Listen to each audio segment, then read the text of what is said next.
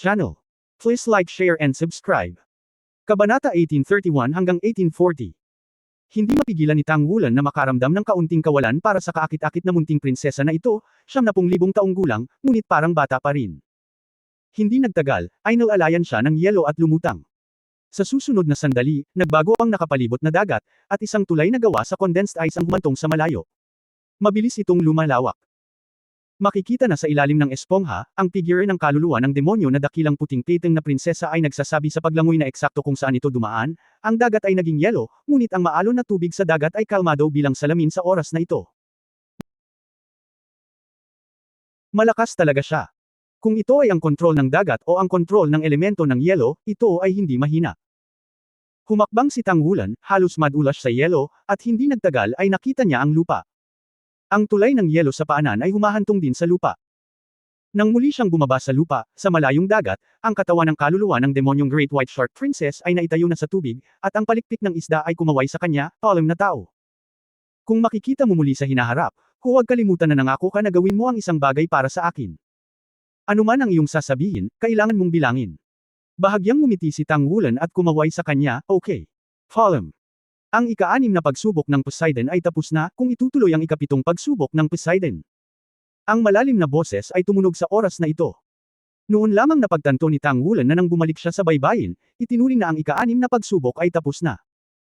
Sa madaling salita, ang pagtatasa ng pagkilos ay hindi lamang para maitaboy ang masamang demonyong Orca King, kundi kilalanin din ang kaluluwa ng demonyong Great White Shark Princess ngayon lang. Kontinente ng Daoluo, karagatang Arctic. Ang gintong liwanag ay kumislap, at isang malaking figure ang tahimik na lumitaw sa dagat. Halatang medyo hindi ito comfortable, at natagpuan na lamang nito ang balanse pagkatapos indayog ang katawan. Inikat ko ang katawan ko at tumingin sa paligid, hindi ko maiwasang mataranta. Anong nangyayari? Nananaginip ba ako? Paano pakiramdam ko nasa ibang mundo ako? Gayunpaman, ang taong iyon ay napakasaya at makapangyarihan. Bulong ni Princess Demon Soul Jaws sa sarili. Kawili-wili talaga ang tao. Kapag nagtanim ako ng 100,000 taon, kailangan kong pumunta sa mundo ng mga tao. Ewan ko lang. Papayagan ako ni nanay. Di bale. Kahit hindi ako payagan ng nanay ko, pupunta ako. Halika. Kunin mo na lang para masaya. Sa pag-iisip nito, hindi napigilan ni Princess Demon Soul Jaws na maging napakasaya. At least nakakasigurado siya na dapat totoo ang dating Evil Demon Orca King. At lahat ng ginagawa niya ay palaging hinihimok ng isang ideya. Ngunit ang hitsura ng taong iyon ay nag-iwan ng napakalalim na impresyon sa kanya. Tinatawag ako ni Mama. Gumalaw ang buntot, at marahang iginalaw ni Princess Demon Soul Jaws ang kanyang katawan, hinanap ang direksyon ng tawag, at lumangoy ng napakabilis. Hoy, kakaiba! Bakit parang ang bilis ko? Habang lumalangoy ito ay bigla nitong naramdaman na tila lumalakas ang bilis nito. Kung ikukumpara sa dati, parang may kakaiba. Para sa mga kaluluwang hayop, ang ebolusyon ay isang napakabagal na proseso, kung hindi ay hindi aabutin ng 100,000 taon upang maabot ang antas ng pagkakatawang tao sa anyo ng tao. Ngunit tila ang nakaraang kaganapan ay lumipas lamang ng napakaikling panahon, ngunit ito ay may malinaw na pakiramdam ng pagpapabuti. Ngunit hindi niya hinintay na maramdaman niya ang isang hakbang na mas malapit sa kanyang pakiramdam ng pagpapabuti. Bigla niyang napansin ang iba't ibang pagbabago sa paligid niya. Ang orihinal na malinaw na dagat ay biglang naging medyo magulo, na kumalat sa dagat na may hindi komportable na purple-black aura. Sa sandaling ito, isang boses ang biglang lumitaw sa kanyang isipan. Go, go. Huwag kang bumalik sa anak ko. Siya ang dumating. Dumating na ang kakila-kilabot na pag-iral.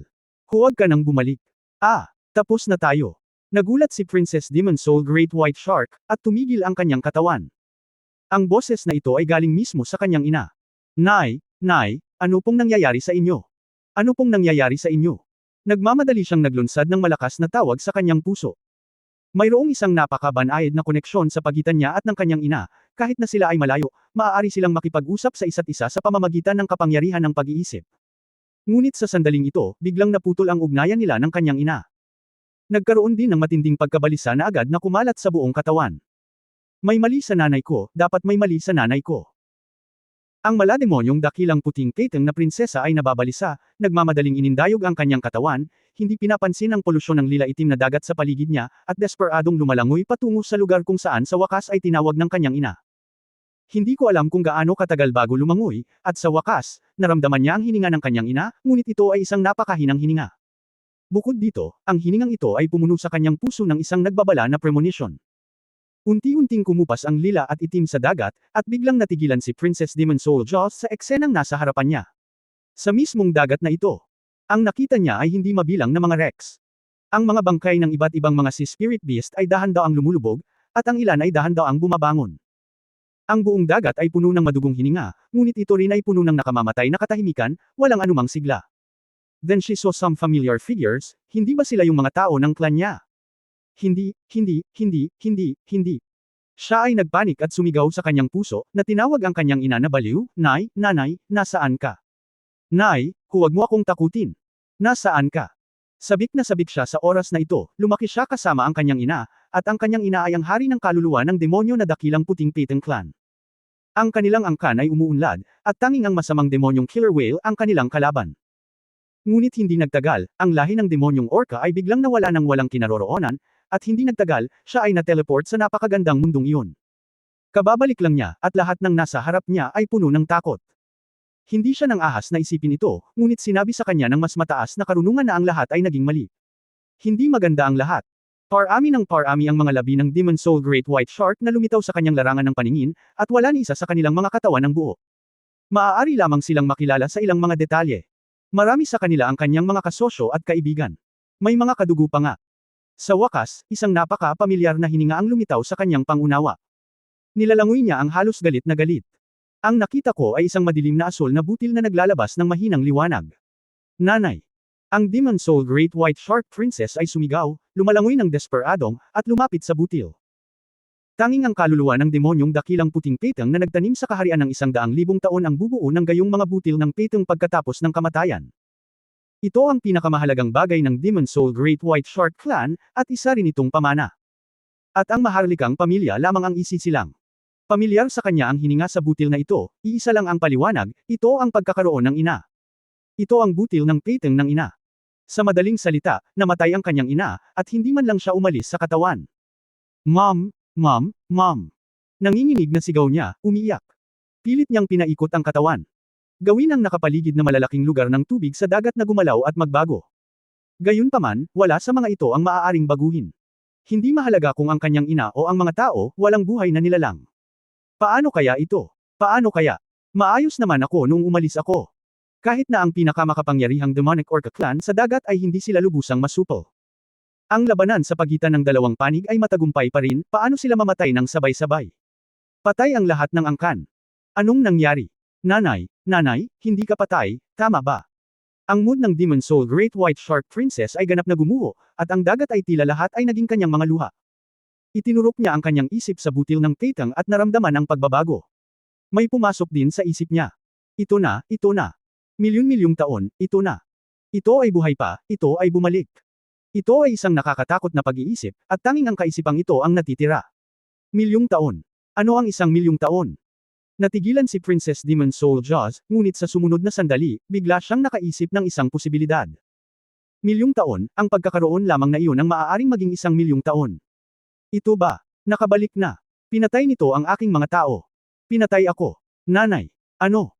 Ang ikapitong pagsubok ni Poseidon, ang pinakamalakas na tunggalian. Milyon-milyong taon, ang Demon Whale King ng Deep Sea. Nang lumitaw ang pangungusap na ito sa isip ni Tang Wulan, hindi niya maiwasang mabigla. Ang Demon Whale King ng Deep Sea. Milyong taon. Ito ba ang million-year soul beast na sinabi ng Evil Demon Orca King? Nang siya ay nagtataka, sa kanyang isipan, ang mahinang boses ay muling tumunog, na nagbibigay ng paliwanag na hindi katulad ng dati. Minsan, ang may-ari ng nakaraang henerasyon ng Poseidon Trident, ang tagapagmana ng Poseidon. Hinarap niya ang isang makapangyarihang pag-iral, ang Demon Whale King ng Deep Sea, ang tunay na Panginoon ng dagat, na umiral sa milyon-milyong taon. Ito ay sa pamamagitan ng pagkatalo nito, ang may-ari ng nakaraang henerasyon ng Sea God Trident sa wakas ay may mga kwalifikasyon sa sandaling ito, kung ano ang Sea God na posisyon na iyong haharapin, ang Sea God na mamamana mo ang Sea God. Demon Whale King na na-simulate ng Sea God's 9 test sa pamamagitan lamang nito maaari kang magpatuloy sa pagsulong. Ang may-ari ng nakaraang henerasyon ng Poseidon's Trident. Di ba tatay niya yun? Diyos ng dagat tangsan. Ang puso ni Tang Wulan ay biglang natuwa. Sa simula, ang aking ama ay nakaranas din ng 9 na pagsusuri ng Poseidon, at nakapasa sa pagsusulit, at sa wakas ay naging Poseidon. At ang ama sa panahong iyon ay hindi dapat maging kasing lakas niya ngayon, at magagawa niya ang mga bagay na kayang gawin ng kanyang ama. Bumangon ang malakas na kumpiyansa sa aking puso.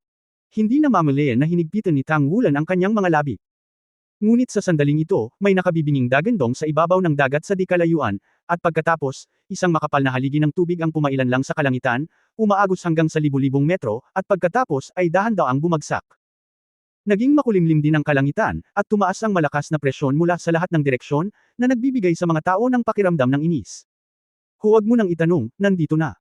Ang tunay na Panginoon ng dagat, ang Demon Whale King ng Deep Sea ay nandito na.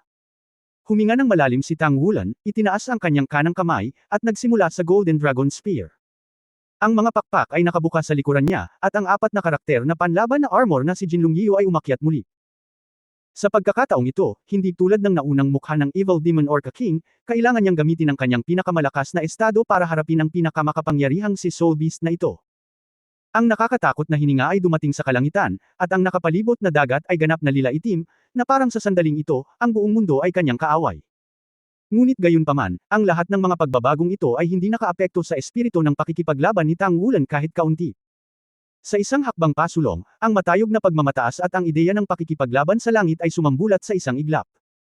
Siya ay may itim na buhok na walang hangin, at ang gintong baluti ay nagpapalabas ng makinang na kinang. Sa sandaling ito, kahit na siya ang kalaban ng buong mundo, siya pa rin ang nakatayong tuwid. Isang nakakatakot na hininga ang lumabas din mula sa katawan ni Tang Wulan, at ang makinang na gininto ang liwanag ay naging bugzo ng panahon at tumaas sa hangin. Ang walang kapantay na malakas na pagbabago-bago ay bumubuo ng pinakamalakas na nakakagulat na hininga sa hangin. Ang mga pakpak sa likod niya ay biglang pumutok, at sa susunod na sandali ay ipinadala siya sa hangin. Ang napakapangit na taon na iyon ay parang isang matulis na sibat na biglang tumusok sa kalangitan, at nagmamadaling umalis sa sarili niyang mundo sa harap ng makapangyarihang mapang-ipong puwersang ito. Ipinagbabawal na langit at lupa, labanan ng Dragon Emperor. Sa makapangyarihang mental na kapangyarihan na malapit sa Divine Origin Realm, sa ilalim ng aksyon ng Dragon Emperor daw, ang mga mata ni Tang Wulan ay natatakpan ng isang layer ng gintong pula. Ang halos nakakabaliw na hininga ng Golden Dragon King ay sumabog, na naging dahilan upang ang kalangitan ay sumasalamin sa parehong kulay. Sa sandaling ito, tila umaalingaw sa kanyang isipan ang boses ng kanyang ama. Sa harap ng gayong makapangyarihang tatlong Diyos, ang kanyang ama ay hindi umatras, ngunit puno ng pagnanais na labanan. Isa lang ang iniisip ng tatay ko noon, at gusto niyang bumalik at hanapin ako. Ako naman ngayon, ang kinakaharap ko ay ang kalaban niya noong tao pa siya. Kung ano ang kayang gawin ng tatay ko, kaya ko rin. Balang araw, magsasanay din akong maging Diyos at hanapin sila. Maghanap ka ng sarili mong pamilya. Sa pag-iisip nito, tila na sublimate ang Dragon Emperor fight ni Tang Wulan, at sa likod niya, isang gintong figure ang bumungad. Ang mahabang asul na buhok ay nakakalat sa likod ng kanyang ulo. Lumabas din ang hininga na tila kumokontrol sa buong mundo. Si Tang Wulan mismo ay nagsimulang magbago, ang kanyang orihinal na itim na buhok ay unti-unting naging asul, at pagkatapos ay dahan-daang humahaba, na nakabalot sa kanyang likuran. Naramdaman na lamang niya na ang ilang mga bagay sa kanyang katawan ay tila nagising sa sandaling ito, at ang kanyang hininga at mga daluyan ng dugo ay tahimik na bumubuti at nagbabago sa sandaling ito. Ito ba ay kadugo ng ama? Isang hindi maipaliwanag na dampi ang biglang lumitaw sa kaibuturan ng puso ni Tang Wulan. Siya ay palaging umaasa at palaging kabilang sa dugo ng Golden Dragon King. Masasabing dugo ng Golden Dragon King ang gumawa sa kanya. Bagamat alam niyang anak siya ni si God Tang San, ang tanging nararamdaman niya ay ang Blue Silver Emperor. Hanggang sa sandaling ito, tila iba ang lahat. Sa sandaling ito, ang dugo na pag-aari ng kanyang ama ay inspirasyon ng pagmamataas sa kanyang puso, at ito ay tunay na pinagsama sa kanyang sarili at naging bahagi ng kanyang katawan. Ang pakiramdam ng sublimation ay napuno siya ng panloob na paniniwala. Oo, anak siya ni si God. Ito ay isang bata na isinilang pagkatapos magawa ng kanyang ama ang paninirang puri ng Diyos. Sa kanyang katawan, mayroon na siyang taglay na bagay na kabilang sa antas ng banal na paninirang puri. Ang 18 seal ay hindi lamang tinataka ng hininga ng Golden Dragon King, kundi pati na rin ang tinataka ng hininga ng ama. Ginamit ni Itay ang dugong minana niya sa kanya bilang ubod ng selyong ito, kaya tinataka ng makapangyarihang kapangyarihan ng Golden Dragon King. Sa ngayon, sa gitna ng kanyang pagmamalaki at pagtawag sa kanyang ama, tila nagigising ang bloodline na ito. Keng. Isang malutong na tunog ang umalangaw-ngaw sa kanyang katawan, at pagkatapos, naramdaman na lamang ni Tang Wulan ang isang nakakapasong hininga na lumabas sa kanyang katawan, na agad na kumalat sa bawat sulok ng kanyang katawan, na naging bahagi ng kanyang katawan. Ang 15 selyo ng Golden Dragon King, basagin. Oo, nang walang anumang babala, ang 15 selyo na pagmamayari ng Golden Dragon King ay bumukas sa sarili nitong. Kaagad pagkatapos, nakaramdam si Tang Wulan sa sarili niyang dugo, na parang hindi mabilang na asul gintong mga batik ng liwanag ang sumabog, na naghalo sa bawat sulok ng kanyang katawan.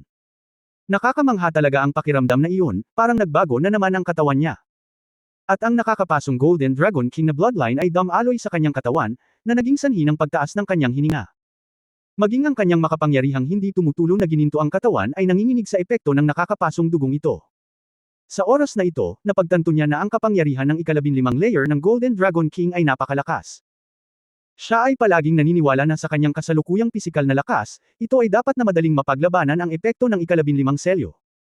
Ngayon lang niya naintindihan kung gaano katawa ang mga iniisip niya. Ang kapangyarihang dala ng ika-15 selyo ay maihahambing pa sa nakaraang 14 na tatak na pinagsama.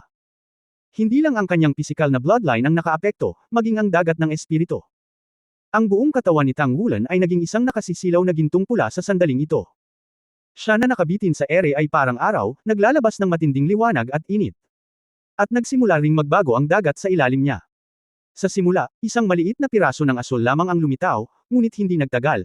Ang piraso ng asul na ito ay nagsimulang kumalat sa lahat ng direksyon at sa malayo. Gaano man kalakas ang lila at itim, hindi nito mapipigilan ang paglawak nitong bughaw, nagbabago ang dagat, humihinahon mula sa mabagyong alon. At ang sariling hininga ni Tang Wulan ay nagngangalit din. Ang pakiramdam ng pagsikat na ito ay nagbibigay sa mga tao ng hindi mailalarawan na texture. Naramdaman na lang ni Tang Wulan na siya ay nasa isang pagan, na nasusunog sa kabaliwan. Gayunpaman, ang maliit na asul na liwanag na iyon ay sumanib din sa kanyang mga buto. Sa orihinal na hindi tumutulong na gininto ang katawan, mayroong higit na matubig na kahinahunan. Gaano man tumama ang nakakapasong init, ito ay ganap na naiiba. Ang naglalagablab na init ay tumataas, at ang kanyang sariling hininga at paglilinang ay tumataas din.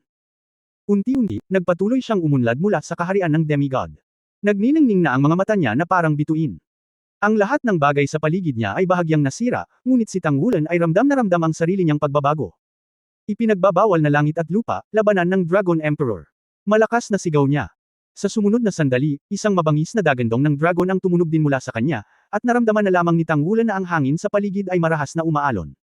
Sa marahas na pag-akyat na iyon, nagkaroon ng malaking dagandong mula sa langit. Pagkatapos ay naging madilim ang buong mundo.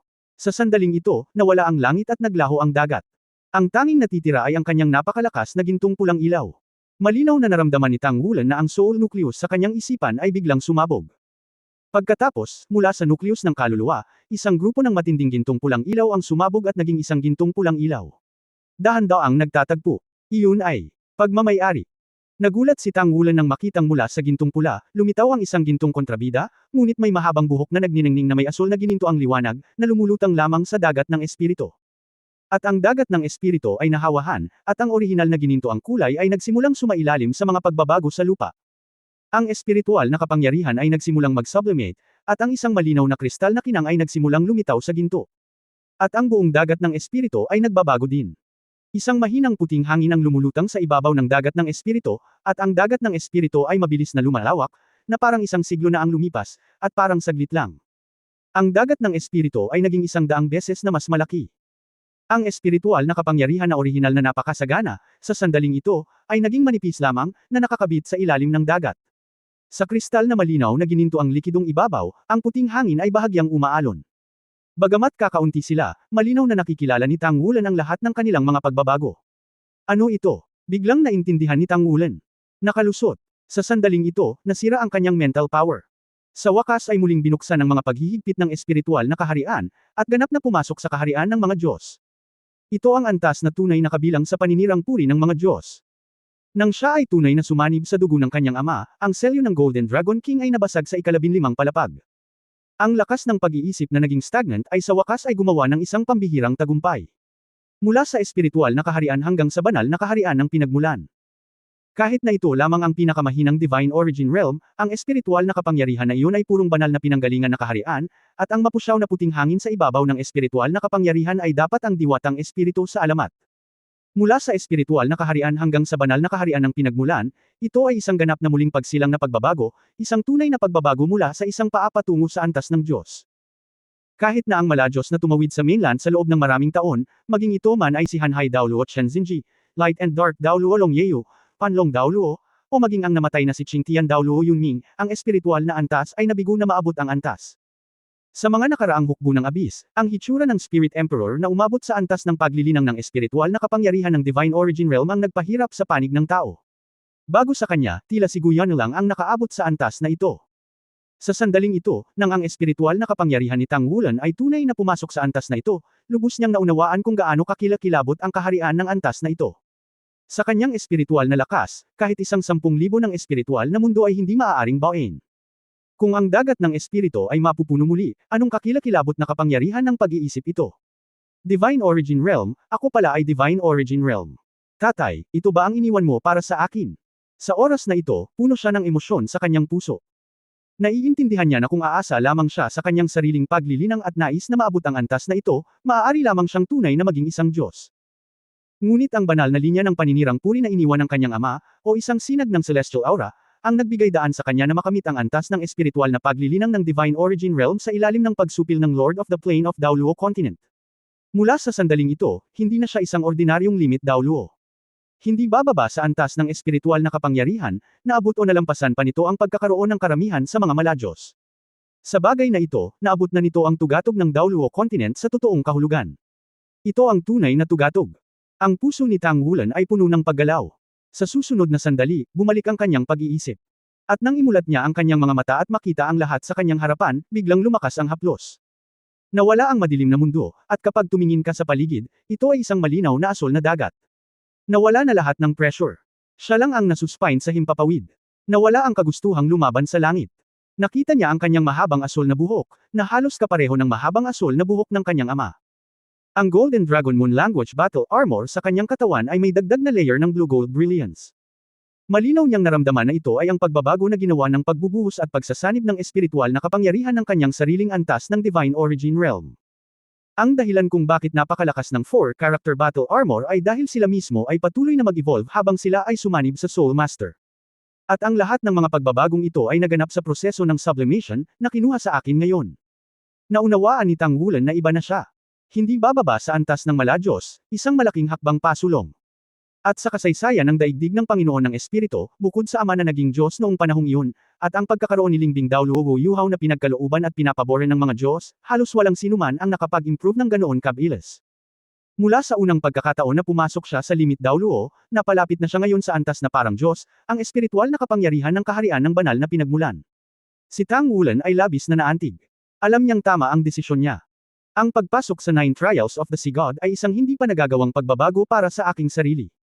Ang ikapitong pagsubok ng Sea God ay tapos na, at ang Demon Whale King ng Deep Sea ay umatras ng walang laban. Sa sandaling ito, tumunog ang hindi inaasahang boses ni Tang Wulan. Ang Devil Whale King ng Deep Sea ay umaatres ng walang laban. Anong nangyayari dito? Hindi napigilan ni Tang Wulan na maging medyo tamad. Ayon sa nakaraang sitwasyon ng pagpatay sa Evil Demon Orca King, kung ang Demon Whale King ng Deep Sea ay natalo ng kanyang sarili, dapat ay nakakuha siya ng maraming benepisyo. Gayunpaman, ngayon ang isang ito ay umatras ng walang laban. Ito talaga. Ang ilang mga pakinabang ay dapat mawala, tama ba? Gayunpaman, pagkatapos ng maikling pagkabigo, gumaan ang pakiramdam ni Tang Wulan. Sabi nga sa kasabihan, kung may nakuha ka, dapat may mawala ka. Imposibleng maging maayos ang lahat. Hindi madali para sa kanya na magkaroon ng kasalukuyang mga tagumpay. Mangyaring magpahinga.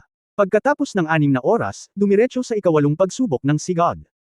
Muling tumunog ang malalim na boses, at medyo nagulat si Tang Wulan, sa pagkakataong ito, hindi man lang niya ito tinanong kung kukuha ba siya ng ikawalong pagsusulit, ngunit ipaalam sa kanya na ang ikawalong pagsusulit ay susunod. Masasabi bang pagkatapos mong makapasa sa ikapitong pagsusulit, wala ka ng karapatang pumili? Tanong niya sa kanyang puso, ngunit walang lumabas na sagot, na parabang nagpapatunay sa kanyang haka-haka. Kung wala ka nito, wala ito. Kailangan mong magtrabaho nang wala ang iyong sarili. Ang dalawang naunang mga buto ng kaluluwa ay nasa tabi pa rin niya, at nang masulyapan niya ang mga ito, ang mga mata ni Tang Wulan ay kumikislap, naging mas determinado. Umupo ng cross-legged, sinenyasan ang dalawang buto ng kaluluwa, at pinalayas sila upang lumipad sa kanyang direksyon.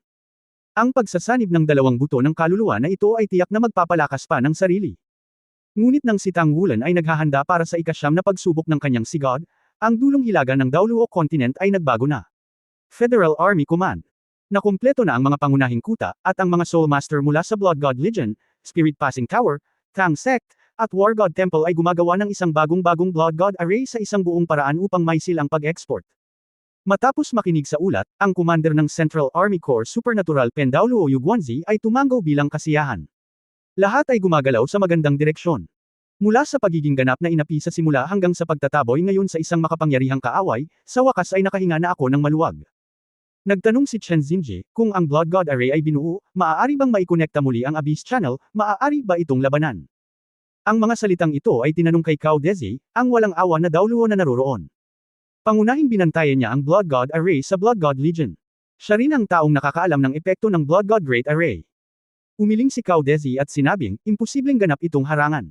Ang sitwasyon dito ay iba sa Blood God Legion. Ang Blood God Legion ay direktang naglagay ng selyo sa loob ng daanan. Ito ay katumbas ng pagharang mula sa pinanggalingan. Gusto ng kabilang partido na lumabas. Hindi ganoon kadali. Kahit na may puwang, maaari itong mablock sa mismong lugar, ngunit nasa tabi na natin ang selyo. Hindi pa naselyuhan kapag lumitaw na muli, maaari pa rin itong direktang damaloy sa malaking bilang ng mga nilalang sa kailaliman. Siyempre, sa hanay ng mga Diyos ng dugo dito, maaari nitong hadlangan ang paglitaw ng mga nilalang sa abyssal sa maikling panahon, bigyan tayo ng sapat na oras upang magsagawa ng isang malawakang pag-atake, at limitahan sila sa saklaw na ito.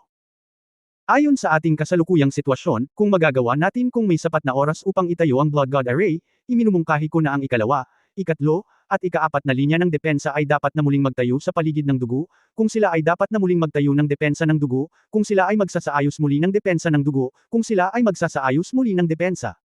Ang God Array ng direkta sa Abyss Channel sa anumang halaga ay ganap na hinarangan ang kanilang pag-access dito. Sa katunayan, ang pinaka-inaalala ko ngayon ay ang Holy Spirit Cult. Hindi natin alam kung gaano karaming abyssal powers ang napatay ng pambobomba sa Eternal Heaven noong araw na iyon, at hindi rin malinaw ang sitwasyon ng Holy Spirit Cult. Ngunit palagi kong nararamdaman na tinuturuan ng Espiritu Santo ang emperador ng demonyo. Hindi ganoon kadaling mawala ang mga ito. At kung hindi niya kayang buksan ang Holy Spirit. Ang Abyss Channel minsan, ito ay nagpapatunay na sila ay nakabisado ang mga coordinate ng Abyss Plane kung papalitan mo ang lugar at buksan ang channel, para sa amin yan ang pinakamahirap na bagay. Sinabi ni Mirror Daoluo Zhanghuanian, ito ay talagang isang problema, ngunit hindi ito dapat na ganoon kadaling gawin. Kung tutusin, ang pagbubukas ng channel sa pagkakataong ito ay higit pa tungkol sa paghuli sa ilog ng dugo at pagpatay sa pagbuo ng mga Diyos. Gusto kong muling itatag ito. Sa napakalaking porma sayon, natatakot ako na ang kulto ng banal na espiritu ay walang kakayahan. Ngayon ay oras na para sa pag-atake sa buong kontinente. Ay natagpuan na ang isa ay nag-aalis ng isa at hindi nagbibigay sa kanila ng pagkakataong mabuhay muli. Lahat ng mga general na naruroon ay tumango. Ang pang-aapi na dala ng Blood River God Killing Array ay sobra-sobra, hindi pa banggitin na ito ay isinakripisyo sa libu-libong buhay na nilalang, at ang pagpatay at pagkasugat sa Western Legion lamang ay hindi malilimutan. Sinabi ni Yu Guanzi, sumasang-ayon ako na mag-set up ng maraming linya ng depensa. Dapat tayong mag-ingat laban sa mga problema bago mangyari ang mga ito. Hindi natin dapat pangalagaan ang pansamantalang pag-address ng kaaway. Sama-sama nating hilingin sa Parliament na maglipat ng higit pang mga mapagkukunan. Sunod-sunod na tumango ang mga general at sumang-ayon ang lahat. Ang mabangis na lobo na si Daoluo Dongxian ay nakaupo sa ibaba sa oras na ito. Bagamat natanggalan na siya ng posisyon bilang komandante ng corps, sa katunayan, ginagampanan pa rin niya ang mga tungkulin ng isang komandante ng corps.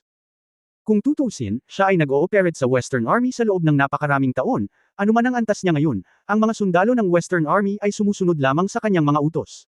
Bumalik ba ang master ng Tang Sect? Tanong ni Yu Guanzi kay Cao Dezi. Sinabi ni Ruthless Daoluo, hindi siya bumalik, sinabi niya sa akin na siya ay nasa retreat. Dapat ay nakakuha ito ng ilang pananaw sa labanang ito. Sinabi ni Yu Guanzi, mabuti yan. Salamat sa Shrek Academy at Tang Sect sa pagkakataong ito. Kung hindi, baka magka-problema tayo. Dapat kumbinsido ang lahat ng nagsabi nito. Kung wala na, ang Tang Sect ay handang gamitin ang walang hanggang langit at talunin ng Blood River God Killing Legion, na ganap na nagpakita ng pagiging hindi makasarili ng Tang Sect at Shrek Academy. Inakala ng karamihan ng mga tao na ang Eternal Heavenly Kingdom ay ginamit ng isang beses at ito ay natapos na. Tanging sina Chen Xinji at Yu Guanzi lang ang nakakaalam na ang Tang Sect ay maaaring magkaroon ng posibilidad na gamitin ang Eternal Heavenly Kingdom sa susunod. Sa makatuwid, natural na mas magalang siya kay Ruthless Daoluo. Si Guya na ang nakaupo doon sa gilid ng Spirit Spreading Pagoda. Hindi na siya nagsalita, tahimik lang siyang nakaupo. Bahagyang umubos si Yu Guanzi, kung wala kang ibang opinyon at mungkahi, dito magtatapos ang pulong ngayong araw. Sisimulan ko ang isang kahilingan sa Parliament sa lalong madaling panahon. Mangyaring mag-deploy ng higit pang mga mapagkukunan. Sandali lang, may sasabihin ako. Sa sandaling ito, biglang nagsalita si Guyana, na hindi pa nagsasalita noon. Biglang natuon ang mga mata ng lahat sa kanya. Para sa bagong master ng Spirit Spreading Pagoda, ang mga pinuno ng militar ay sumasang-ayon pa rin. Hindi banggitin ang anumang bagay, sabihin lang na ginamit ni Guyana ang kanyang sariling lakas upang dalhin ang labanan ng Espiritong Emperador, na nag-iwan ng napakalalim na impresyon sa lahat. Iyon ay ang Spirit Emperor, ang pinakamakapangyarihang nilalang sa Abyssal sa ngayon. Ang mental power na ipinakita ni Guyana ay hindi mas mababa sa Divine Origin Realm ay nagulat din sa lahat. Ilang taon na siya. Ang hinaharap ay dapat na isang henerasyon ng mga talento. Sa simula, nang matalo si Tangwulan kay Guyana sa martial arts contest, maraming tao ang talagang hindi sumang-ayon, kabilang ang Tangsect at ang sariling mga tao ng Shrek Academy. Sa kanilang opinyon, ito ay marahil dahil sa sadyang sumuko si Tangwulan. Ngunit pagkatapos nitong labanan sa Abyss Plane, alam nila na ang lakas ng Silver Dragon Princess na ito ay naging napakalakas. Ang ganitong batang Extreme Daoluo ay mayroon pa ring espiritual na antas na malapit sa Divine Origin Realm, at ang hinaharap ay walang hangganan. Ito ay isang young generation leader na matatawag na kasama ni Tangwulan. Ito rin ay isang mahalagang dahilan kung bakit walang pagtutol kapag ginamit siya ng Spirit Transferring Pagoda para maging bagong henerasyon ng Spirit Transferring Pagoda Master, ito ay dahil napakahusay niya. Sa ilalim ng kanyang pamumuno, posibleng bumaligtad ang Spirit Spreading Pagoda. Lord Guta, mangyaring magsalita. Si Yu Guanzi ay gumawa ng kilos ng pakiusap. Dahan-daang ipinikit ni Guyana ang kanyang mga mata, at sinabi sa malumanay na boses, ang kalaban ay hindi pa umalis, at babalik sa lalong madaling panahon. Huwag maging pabaya, mangyaring maging handang lumaban anumang oras. Ang sinabi niya ay hindi isang hula, ngunit isang napaka-positibo. Sa sandaling lumabas ang pahayag na ito, ang lahat ng mga general na naruroon ay hindi maiwasang ipakita ang kanilang pagkagulat. Handa ng lumaban. Sumimangot si Yu Guanzi at sinabing, saan nanggaling ang mga salita ng sinaunang tore? Nasaan na ang kaaway ngayon? Ano ang ibig mong sabihin? Muling iminulat ni Guyana ang kanyang mga mata, ang kanyang malalaking purple na mata ay napuno ng malalim na liwanag, nararamdaman ko ito. Nandyan silang lahat, at hindi pa talaga sila umaalis. Kung ang Holy Spirit Cult man o ang Abyss Plane. Hindi ko alam na nandoon sila. Sa isang lugar, ngunit sa tingin ko ay darating sila sa lalong madaling panahon. Hindi nila hahayaang makumplito ang pagbuo ng Diyos ng dugo.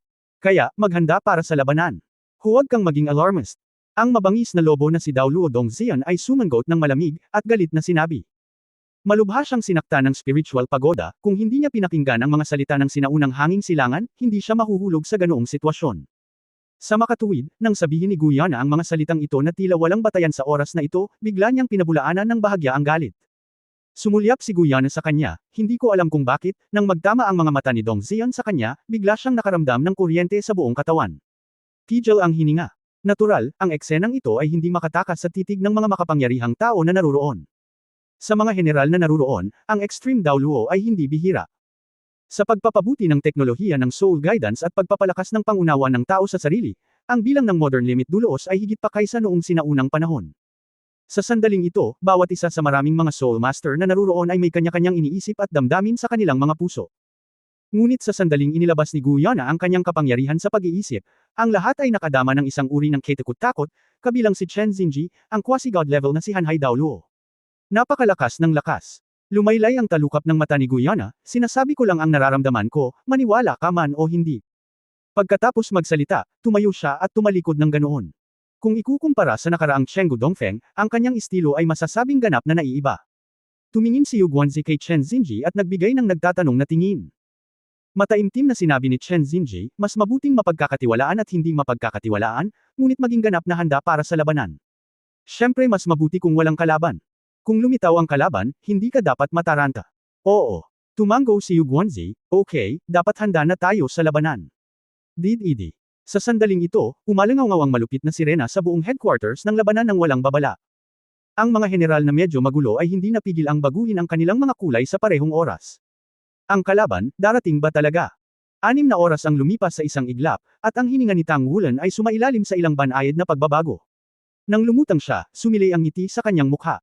Bamulong sa sarili, ang kaliwat kanang buto ng paa ng masamang demonyong Orca King na ito ay talagang masama. At sila ay masyadong mapagmataas. Sa kasamaang palad, nakilala nito ang aking Golden Dragon King bloodline. Sa mga tuntunin ng kabaliwan, sino ang maihahambing sa Golden Dragon? Paano ang hari? Madali akong sumuko. Sa ibaba ng tingin sa kanyang mga binti, nagpakita rin siya ng kasiyahan. Sa sandaling ito, muling tumunog ang malalim na boses. Ang ikawalong pagsubok ng Poseidon, hamon, ang posisyon ng mana ni Poseidon. Hamanin ang posisyon ng mana ni Poseidon.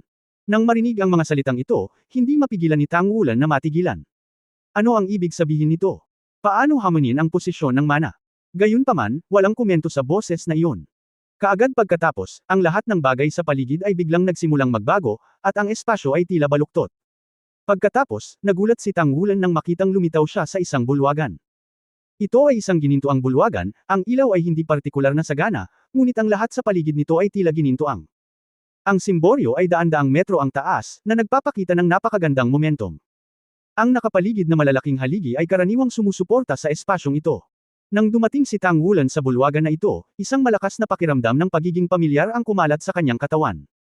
Oo, kinikilala niya ang lugar na ito, syempre kinikilala niya ang lugar na ito. Bagamat kumpara sa dati, tila naging mas malawak, ngunit ang hininga ay hindi magbabago. Dahil dito talaga sila nag-aral ni Tang sa simula. Ang turo ni Old Tang ang nagpabilis sa kanyang pagunlad. Sa oras na iyon, hindi niya alam na ang Old Tang ay isang sinag ng pagkaputol-putol na iniwan ng kanyang ama. Biglang nanlaki ang mga mata ni Tang Wulan. Hamanin ang posisyon ng mana ni Poseidon, hindi ito magiging. Nang pumasok sa kanyang isipan ang ideyang ito, dahan-daang lumitaw ang isang figure sa kanyang harapan, hindi kalayuan sa harapan. Sa mahabang asol na buhok na nakakalat sa likod niya, puno ng sigla ang gwapong mukha nito, at ang buong pagkatao ay parang pinagsama-sama sa paligid, matangkad at balingkinitan. Ang pagsusuot ng isang malakas na suit sa kanyang katawan ay perpektong binabalangkas ang kanyang figure. Nakapikit ang kanyang mga mata ngunit may kakaibang hininga sa kanya na parabang pinag-isa na ang langit at ang tao. Nang makita siya, si Tang Wulan ay unang matamlay. Naramdaman na lang niya na namamanhid na ang anit niya, at ang mga butas sa buong katawan ay tila nabuksan sa sandaling ito. Isang hindi maipaliwanag na dampi ang agad na pumuno sa aking puso. Sa susunod na sandali, sumigaw na siya ng hindi mapigilan, "Dad!" Oo, sa sandaling ito, hindi ba ang si God Tang San ang nagpakita sa kanyang harapan? Upang maging tumpak, tila si Tang San sa oras na ito ay hindi naging isang si God, at walang aura ng paninirang puri ng Diyos. Nakatayo sa harap niya, si Tang San ay nagpakita ng magiliw na ngiti sa kanyang mukha, bahagyang bamantong hininga, at sinabing, "Anak, talagang inaasam kong makita ako sa oras na ito, dahil ibig sabihin ay mayroon ka ng ikawalong si God. Mga kwalifikasyon para sa pagsusulit. Napakaganda nito, dahil naniniwala ako na lumaki ka na sa panahong ito." Nang marinig ang mga salita ni Tang San, bahagyang nanginig ang puso ni Tang Wulan, dahil agad niyang napagtanto na ito ang tunog na natitira sa sobrang banal na tool na ito nang iwan ng kanyang ama ang si God Trident sa kanyang sarili. Hindi man lang naiwan nung hiniram ko yung artifact last time, dapat nung una kong nakuha yung artifact. Bago magsimula ang ikawalong pagsusulit, may mga bagay na kailangan mong malaman. Bagamat hindi ko alam kung kailan magkikita ang ating mag-ama, naniniwala ang aking ama na darating ang araw na ito. Malayo man ito, ngunit tiyak na magsasama-sama ang ating pamilya. Tangsan ang ekspresyon sa kanyang mga mata ay naging mas banayad, na parang napuno ng hindi mabilang na mga emosyon. At sa pakikinig sa mga salita ng kanyang ama, biglang namula ang mga mata ni Tang Wulan. Nararamdaman niya na ang malalim na emosyon ng kanyang ama sa kanyang mga salita, mayroon siyang malakas na pag-iisip, malakas na pagkakasala, at mas malakas na mga inaasahan. Simula nang ipanganak ako, hiwalay na ako sa mga magulang ko. At least noong bata pa ako, nasa akin pa rin ang pangangalaga ng mga adoptive parents ko. Hindi ko pa alam ang lahat ng ito, ngunit ang aking mga biolohikal na magulang ay nagdurusa sa Pononibik. Sa sandaling ito, ang pangungulila ni Tang Wulan para sa kanila ay umabot na sa rurok. Napakalaking pagnanais niyang mahanap niya ang kanyang mga magulang sa lalong madaling panahon. At ito ay dapat na itayo sa pundasyon ng pagiging isang Diyos. Tumigil sandali si Tang San, na parabang siya ay huminahon. Sa sandaling ito, sa tabi niya, isa pang liwanag at anino ang lumiwanag. Ito ay isang figure na mas maikli kaysa sa Tang San. Nang magpakita siya, halos tumigil sa paghinga si Tang Wulan. Ang kulay rosas na damit ay nag-alis sa kanyang maputing balat, ang kanyang mga mata ay puno na ng luha, ang kanyang mahabang buhok ay maayos na sinuklay sa isang alakdan na tirintas, at siya ay nakabitin sa isang posisyon na malapit sa lupa sa kanyang likuran. Bahagyang nanginginig ang katawan niya. Siya ay napakaganda, maganda malambing, maganda na puno ng sigla, ngunit ang kanyang mukha ay halatang hindi malusog at mapatla. Lin-lin. Malungkot siyang umiyak, yamakap, at humakbang pasulong ng 2 hakbang. Hindi na makontrol ng mapupulang mga mata ni Tang Wulan ang kanyang emosyon, agad na bumuhos ang mga luha, at tumakbo patungo sa figure. Hindi na kailangan ng anumang paliwanag. Noong una niya itong nakita, napagtanto niya kung sino ang nasa harapan niya. Mom! Mom! Sumugod siya at bumagsak sa figure. Hindi niya maramdaman ang sangkap, ngunit naramdaman niya ang isang bahagyang init, na isang uri ng init na tila natutunaw ang kanyang buong pagkatao. Ano? Nanay, ito ang kanyang biolohikal na ina, na kilala lamang sa mga makasaysayang talaan, ang asawa ni Tang San, isa sa unang henerasyon ng Shrek 7 Devils ng Shrek Academy, Softbone Dao Luo Xiao, isang 100,000 taong gulang na kaluluwa ang hayop sa wakas ay nilinang hanggang sa pagtanda at nagkaroon ng matagal na pagmamahal sa kanyang ama, at sa wakas ay naging isang Diyos na ina sa kanyang ama. Hindi pa nagtagal, nang malaman ni Tang Wulan na siya ay anak ni Tang San, pinagpapantasyahan niya ang hitsura ng kanyang biolohikal na ina ng maraming beses. Hindi mabilang na beses niyang na-sketch sa kanyang isipan ang balangkas ng kanyang ina. Nang talagang lumitaw si Xiao Wu sa kanyang harapan, kahit na iba ito sa kanyang inaakala, sa sandaling iyon, malinaw niyang nakilala na ito ang kanyang ina at ang kanyang biolohikal na ina. Ito ay isang pakiramdam ng koneksyon ng dugo, at ang kanyang ina ay mas maganda at mas banayad kaysa sa kanyang inaakala. Napaka-perpekto niya, tanging ang tawag na iyon lang ang nagpatunaw ng puso ni Tang Wulan. Hindi ako makaiyak. Paano magiging ganito si Xiao Wu?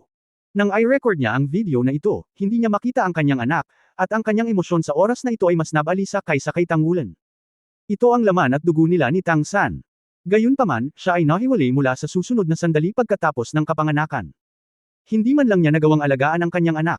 Napakalaki ng pag-asa niyang lumaki kasama ang kanyang anak at makasama ito, habang pinapanood itong lumaki araw-araw. Gayunpaman, ngayon ay maaari lamang siyang makipag-usap sa kanyang anak sa pamamagitan ng ganitong paraan ng pagkuha ng mga larawan at pakikipag-usap sa kanyang anak. Maaaring isipin ng isa ang kanyang damdamin sa oras na ito. Tahimik na tumingin si Tang San sa katabi niyang asawa. Nang iwan niya ang imaheng ito, hindi rin niya nakita ang kanyang anak. Puno ng pag-aalala at bakas ng pag-aalala ang mga mata niya. Marahan niyang hinaplos ang likod ng asawa, sinusubukang pakalmayan ang emosyon nito, ngunit sa oras na ito, paano makokontrol ang emosyon ni Xiao Wu? Sa oras na ito, si Tang Wulan ay ganap na nalubog sa kanyang sariling mood swings, at ang kanyang pananabik para sa kanyang mga magulang ay labis na malakas. Hindi ko alam kung gaano katagal, humagulgol na ang pag-iyak ni Xiao Wu, paulit-ulit niyang sinabi, Linlin, inay, pasensya na po sa inyo. Nabigo si nanay na protektahan ka, at hindi na siya hinayaan na manatili sa piling mo. Nanay talaga. Miss na kita, miss na kita. Gustong-gusto ni nanay na bumalik ka kaagad, ilalagay kita sa kanyang mga bisig, hahalikan kita. Pagkasabi noon, muling bumuhos ang luha ni Xiao Wu, naputol muli ang kanyang mga salita. Nay, umiyak na si Tang Wulan. Pula din ang bilog ng mata ni Tang San, bahagyang ibinaling ang kanyang ulo, at dahan-daang niyakap si Xiao Wu mula sa kanyang tagiliran, pinainit ang nasa sabik na mood ng kanyang asawa sa kanyang katawan sa oras na ito. Pagkaraan ng ilang sandali, halos hindi na napigilan ni Xiao Wu ang kanyang emosyon, huminga ng malalim, at sinabing, Linlin, dapat ay magaling ka na. Inaasahan lamang ni nanay na maaari kang lamaking malusog, at kailangan mo ring magsumikap sa paglinang. Lumaki ka hanggang sa antas ng Diyos sa lalong madaling panahon. Dahil kapag naabot mo na ang antas ng Diyos ay maaari kang maghintay hanggang sa aming pagbabalik. Talagang babalik kami sa iyong pamilya ng ginintuang hari, at ang aming mga dugong dragon ay babalik. Habain mo ang iyong buhay sa mahabang panahon, ngunit ang kapangyarihan ng Golden Dragon King ay hindi mahalaga kung kailan, dapat mong panatilihin ang iyong puso at huwag mapuno ng kabaliwan, hindi mo kami naulila, palagi kang nasa tabi mo sobrang miss na kita. Pagkatapos sabihin ito, muling gumawa ng kilos yakap si Xiao Wu kay Tang Wulan. Gusto niyang yakapin ang anak, lalong namutla ang mukha at nanginginig ang katawan.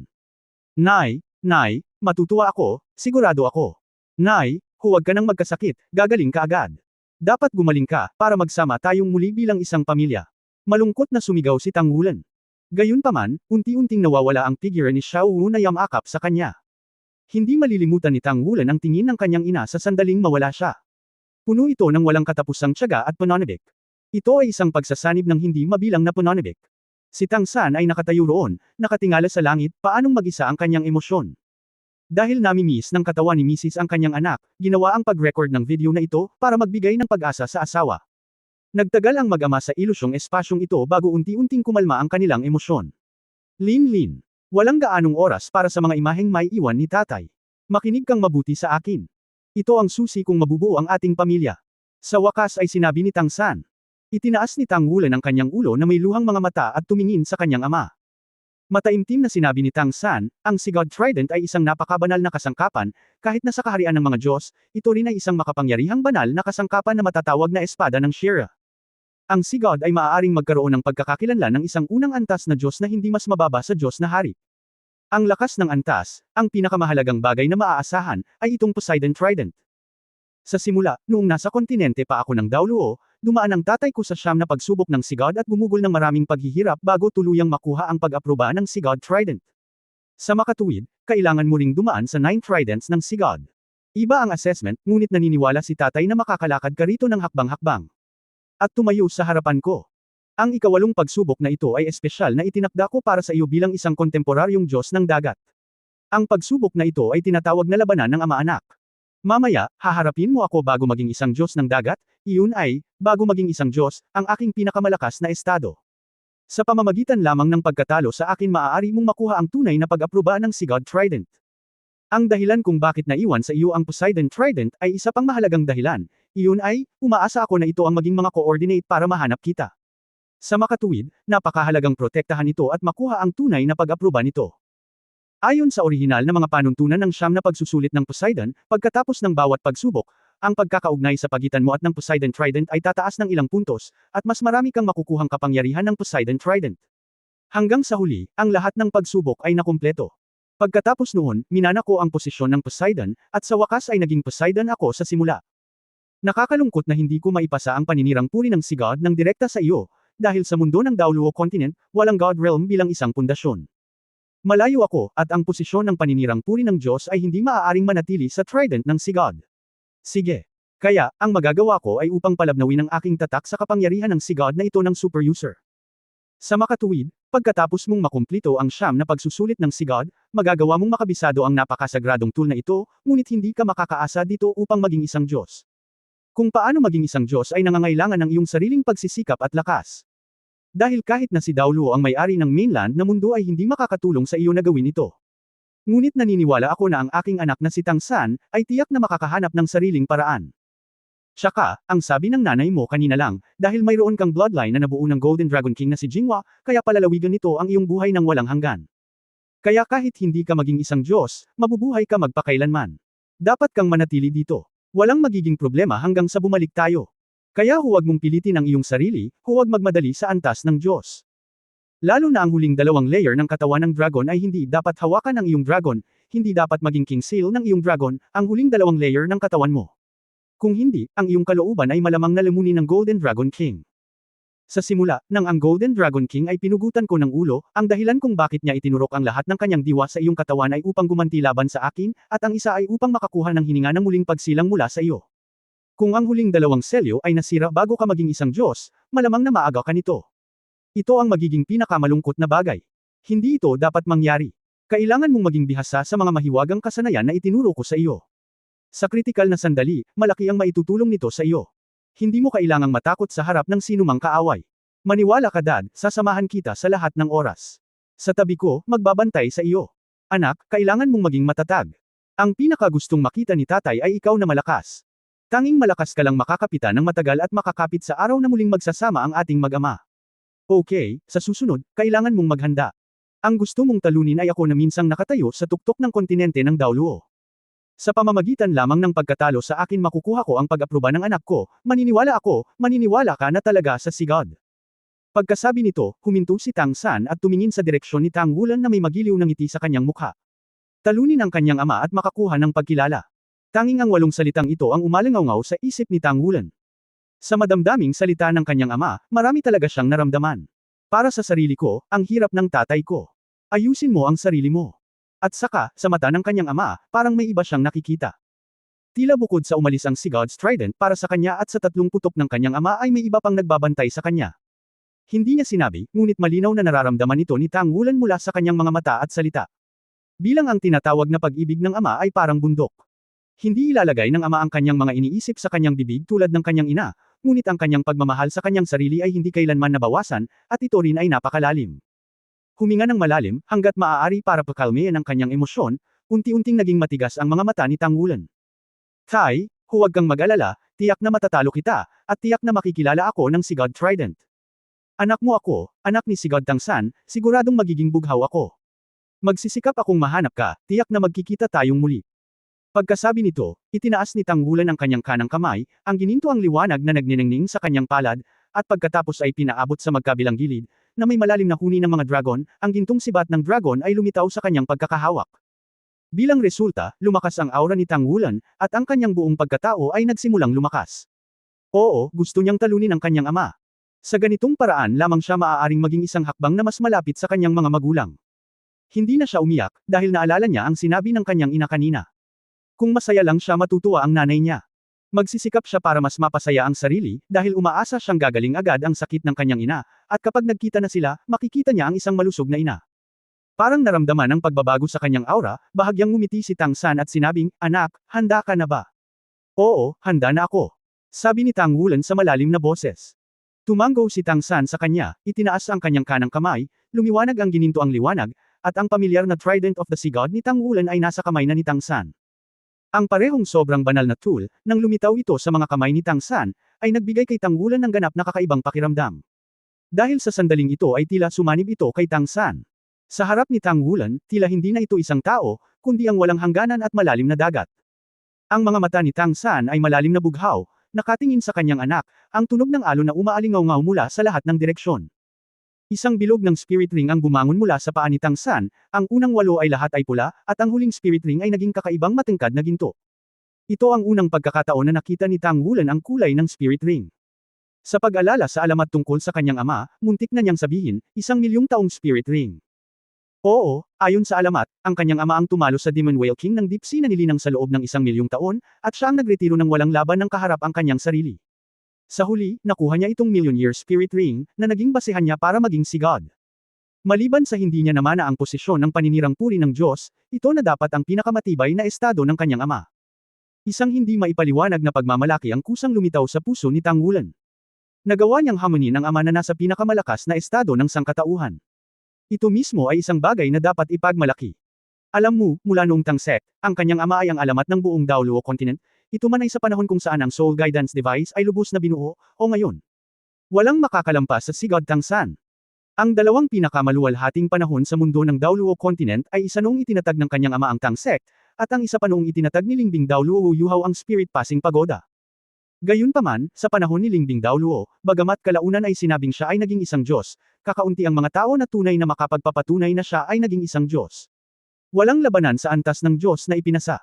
Iba ang ama ng cutting plotter noon. Iyon ang panahon kung saan nagsama-sama ang mga bayani, at iyon ang pinakamalakas na panahon para sa isang henerasyon ng mga Spirit Master na ayusin ang Wan Hall. Sa huli, nakipaglaban sina Tang San at Xiao Wu laban sa dalawang Diyos, tinalo sina Bibidong at Chen Renzo, ang mag-ina ng Hall of Souls noong panahong iyon, at sa wakas ay nakamit ang isang henerasyon ng mga alamat, upang ang mga Masters ng kaluluwa sa mainland ay hindi na kailangang apihin ng Hall of Souls. Ang bansa noong panahong iyon ay nakapagpaunlad. Masasabing sa panahong iyon, si Tang San ay isang ganap na alamat, at maging ang Shrek 7 Devils ng kanyang henerasyon ay naging mga Diyos sa alamat. Gaano ito katalino? Masasabing sa daigdig ng Panginoon ng kaluluwa, walang sino man ang may reputasyon na higit pa sa kanyang ama. Ngunit sa sandaling ito, talagang mayroon siyang mga kwalifikasyon upang hamunin ang kanyang ama, na sa kanyang sarili ay isang malaking karangalan. Sa pag-iisip nito, hindi naramdaman ni Tang Wulan ang pagkulo ng dugo. Hindi niya kailangang ipaliwanag ang anuman sa pamamagitan ng pagkatalo sa kanyang ama, ngunit sa pamamagitan ng labanang ito, sasabihin sa kanyang ama na siya ay talagang lumaki. Bukod dito, hindi niya ikinahiya ang kanyang ama. Kahit alam niyang hindi kayang maramdaman ng kanyang ama ang lahat ng ito, todo-todo pa rin siya. Ang gintong sibat ng dragon ay itinaas ng paalang. Sa sandaling ito, ang sibat na ito ay tila kasing bigat ng bundok. Ang sariling hininga ni Tang Wulan ay sumambulat din na parang blowout. Ito ay tulad ng isang aktibong bulkan na bumaril sa karagatan, nagiging isang nakakagulat na gintong bahaghari at pumailanglang sa kalangitan. Ang nag-aapoy na chi at dugo ay nag-iba-iba, tumataas na may matigas na pag-iisip, at ang aura ng pakikipaglaban sa langit ay kusang lumitaw. Sinamahan ng pagsasanib ng dugo sa pagitan niya at ng kanyang ama, pati na rin ang espiritual na kapangyarihan na umabot sa tunay na antas ng Divine Origin Realm, sa sandaling ginamit itong Forbidden Heaven and Earth at Dragon Emperor Fight, maging ang kabaligtaran na Tang San ay halatang naapektuhan, at ang ekspresyon sa kanyang mga mata ay nagkaroon ng sandali ng kawalan ng ulirat. Ngayon na, nang walang karagdagang paghahanda, agad na nakuha ng mental power ni Tang Wulan ang emosyonal na pagbabago ng kanyang ama sa sandaling iyon. Para na siyang gintong bahaghari, diretsyong lumilipad patungo sa kanyang ama. Ang gintong sibat ng dragon ay itinaas, ang pinakasimple at direkta, at ito ay puno ng walang kapantay na dominanteng aura. Ipagbawal ang ordinaryong, Long Wangchong. Ang singil sa sandaling ito ay naging isang napakaligaw na dragon, at lahat ng nakapalibot na aura ng mabagyong alon na yumanig sa malakas na dagandong ng dragon ay gumuho lahat. Ang Dragon Emperor Fighting at Dragon Emperor Chong ay eksaktong dalawang Dragon King na ipinagbabawal na pamamaraan na tinalo ni Tang Wulan ang sinaunang hanging silangan. Ito ay ginamit sa kanyang ama sa oras na ito, kasabay ng pagpapabuti ng kanyang sariling paglilinang, hindi ko alam kung ilang beses na mas malakas kaysa dati. Kahit na may maladyos na nasa harap niya sa oras na ito, may kumpiyansa si Tang Wulan na itaboy ang kalaban. Pagharap kay Tang Wulan, gumalaw si Tang San, at ang kanyang katawan ay dahan-daang umatras ng kalahating hakbang, oo, dahan-dahan, kahit man lang sa paningin, naisip ni Tang Wulan. Gayunpaman, ang kalahating hakbang na pag-urong na ito ang malinaw na nagparamdam sa kanya na ang kanyang ipinagbabawal na mundo at ang pagsupil ng Dragon Emperor Fight sa kanyang ama ay tila naapektuhan. Parang may bahagyang pag-iling sa sandaling iyon. At sa susunod na sandali, ang si God Trident sa kamay ni Tang San ay nawalis ng paalang, na parang sumusunod sa malalim na katotohanan, ay tumama sa dulo ng Golden Dragon Spear. Ding! Ang tunog ay malutong, lubhang matalas. Parang tunog lang ang makakabasag at makakasira sa lahat ng nasa paligid. At sa sandaling ito, nagbago din ang aura ng buong pagkatao ni Tang Wulan. Nalaman niya na nang ang Golden Dragon Spear ay Tangean ng Sigad Trident, ang Golden Dragon Spear ay talagang tila nagpakawala ng isang malungkot na sigaw. Tungkol sa kapangyarihan, si Tang Wulan ay may lubos na tiwala sa sarili. Sa parehong antas, hindi pa siya nakatagpo ng isang pag-iral na mas malakas kaysa sa kanyang sarili, kahit na ang nakatatandang kapatid na si Aerong. Kaya naman, kahit super artifact ang hawak ng kanyang ama, hindi niya akalain na mas malakas ang kapangyarihan ng kanyang ama kaysa sa kanyang sarili. Kung tutusin, lahat ay nasa antas ng tao ngayon. Ngunit sa sandaling ito, talagang natanto niya ang agwat sa pagitan ng artifact at ng super artifact. Tila hindi ang Sigad Trident ang nagwala sa Golden Dragon Spear, ngunit ang buong dagat.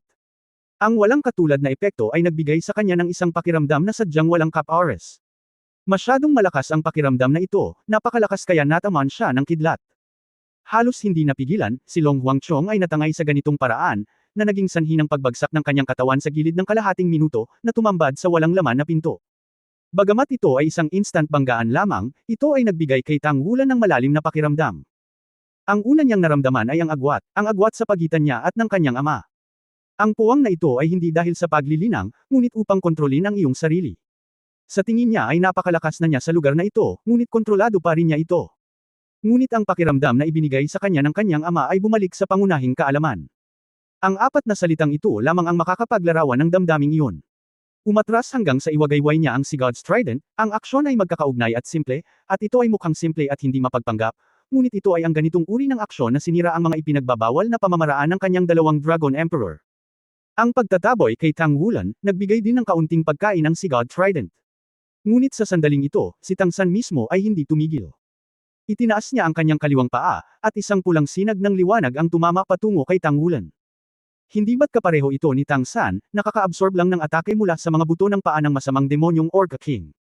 Hindi alam ni Tang Wulan kung ano ang kanyang pangalan, ngunit lubos siyang nakatitiyak na ito ay pareho.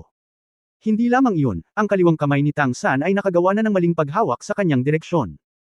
Isang malaking saya na malaking kamay, o isang matalim na kuko ang lumitaw sa kawalan, at hinawakan ang katawan ni Tang Wulan, sa ilalim nito ay isang pulang ilaw na talim mula sa pagpugot. Napakabilis ng koneksyon ng dalawa. Siyempre hindi alam ni Tang Wulan na ang grab ni Tang San ay nagmula sa Asher Sluggish Claw na dala ng kanang buto ng braso ng Asher Cow Python. Ito ay napakalakas na kakayahang kontrolin. Habang mas nahaharap siya sa isang malakas na kalaban, mas nagagawa ni Tang Wulan na pasiglahin ang kanyang sariling potensyal. Sa oras na ito, nakaharap sa kanyang ama, nadama niya ang isang hindi pa nagagawang pakiramdam ng kaguluhan, at ang kaguluhan na ito ang nagsilang sa kanya ng walang pag-aalinlangan. Naglunsad ng counterattack. Ang sibat ng gintong dragon ay nawala sa isang sandali, at nahawakan din ito ng kanyang kanang kamay, ngunit ang nahawakan sa kanyang kamay ay isang maitim na gintong higanteng kuko, ang gintong dragon ay nahuli ng Diyos. Ito ay isang malakas na kakayahan sa opens iba batay sa tamang metacarpal bones ng Dark Golden Diriclo Bear. Nagbanggaan ang dalawang kuko. Sumabog ang malakas na hiyawan. Ang mapurol na Asher Claws ay biglang nagkapira-piraso, at ang natitirang madilim na gininto ang liwanag ay bumagsak ng direkta sa harap ng Tang San. Ngunit ang katawan ni Tang Wulan ay napaliligiran ng mga bughaw na sinag ng liwanag, na nagpapurol sa mga galaw ng kanyang buong tao. Ngunit ang Evil Orca Axe na pumutok mula sa mga buto ng binti ng Evil Orca mula sa ibaba ay na-offset ng sipa rin ni Tang Wulan sa pulang ilaw. Ang gininto ang trident sa mga kamay ni Tang San ay gumuhit ng bilog sa kanyang harapan, tinutunaw ang follow-up na pag-atake ng Dark Golden Terror Claw, habang si Tang Wulan ay nagpaputok ng maraming makukulay na electric light sa kanya, na natunaw ang mabagal na epekto ng asol na Slow God Claw noong araw na iyon. Walang sino man ang maaaring samantalahin ito. Sa susunod na sandali, si Tang Wulan ay nagkusa na maglunsad ng isang opens iba. Sa kanyang katawan bilang sentro, ang nakapaligid na hangin ay tila nanlalagkit sa isang iglap, at kaagad pagkatapos noon, isang dagandong na nakakabasag ng lupa ang lumabas sa kanyang bibig. Golden Dragon Roar. Isang malaking gininto ang ulo ng dragon ang lumitaw, at umungal na may espiritual na kultibasyon na base sa antas ng kaharian ng mga Diyos. Ang nakakabinging dagandong ng dragon ay tila ginawang ginto ang lahat sa kanyang paligid. Napakalinaw ni Tang Wulan tungkol sa kanyang mga kakayahan. Alam na alam niya na maaaring may agwat pa rin sa pagitan niya at ng kanyang ama sa larangan ng paglilinang. Ang ama sa panahong ito ay dapat na ang tunay na Maladyos, at siya ang pinakamakapangyarihang Maladyos. Gayunpaman, sa espiritual na antas, ang ama ay maaaring hindi kinakailangang maging mas mahusay kaysa sa kanyang sarili. Pagkatapos ng lahat, sa pamamagitan ng pagkakataon at pagkakataon, ang kanyang espiritual na antas ng paglilinang ay umabot na sa kaharian ng Divine Origin Realm.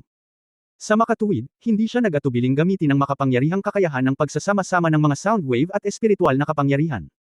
Ang napakalaking Golden Dragon na Dagendong ay lubusang nilubog ang nakapalibot na tunog ng tsunami, at ang ekspresyon sa mukha ni Tang San ay agad na tumigas, na parang nahulog ito sa kawalan sa sandaling iyon.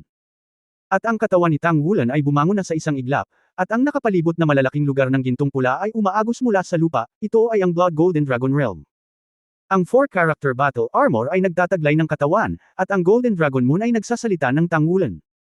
Sa pananaw ni Tang Wulan, ang 4-character battle armor ang siyang pinakamalaking bentahe. Sa panahon kasi ng kanyang ama, wala pang battle armor.